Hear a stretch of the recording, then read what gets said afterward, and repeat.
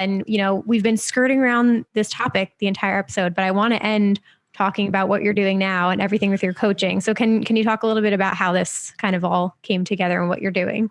Yeah. So I'm now a career coach, and I help. This is my spiel that I'm going to try and get right.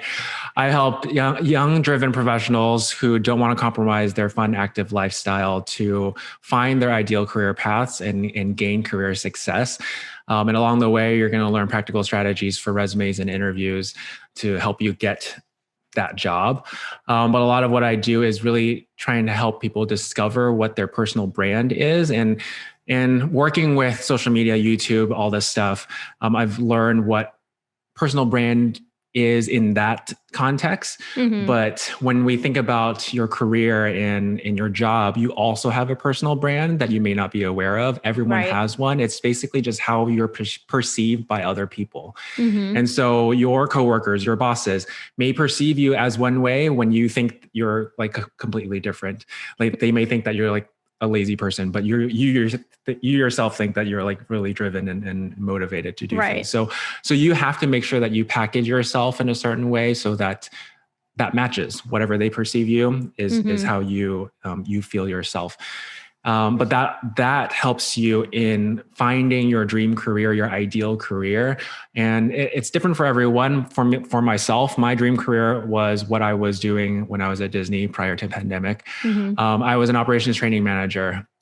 And it had everything that I loved doing, which was educating people, teaching people things, training other people. But it also allowed me to have a great lifestyle. So I had good work-life balance. I wasn't working 80-hour weeks. I was able to kind of turn off my work once I got home, and I had good vacation hours, and I was able to travel. All that, literally my dream career. And so I was... Damn you, COVID.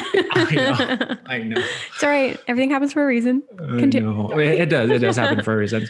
Yeah. So because I was successful in doing that, I wanted to make sure that I help others do the same. And specifically with like resumes and interviews and just job search in general, it's not really taught anywhere. There's no class to take on how to write a resume in high school or in college. Maybe there's like career counselors or whatever that to help you, career centers to help you, but sometimes they don't have the right strategies. I've actually talked to college career people that have gone to career centers in college, and they told them that to just send in as many resumes as possible, and one of them will stick.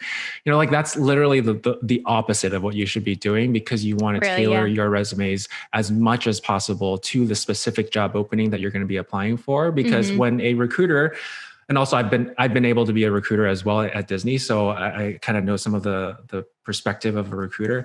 When the recruiter is looking at a resume and they see someone that's just like kind of general, they have a lot of different varied experience about customer service, and then they've worked at a bank here, and then they've worked at a restaurant here. It may seem like, oh, that's very impressive, they've done so many things. But for the recruiter who is the main job is to fill this specific opening, that doesn't give them very much confidence in what you do, what you can do for this specific job. So you need to really tailor your resume to what that job opening is. And those are the kind of things that I kind of teach along the way. But as I was saying before, the personal branding part and setting goals and having someone to keep you accountable and keep you on track for your goals, that's the work that I do with my clients. And I'm super passionate.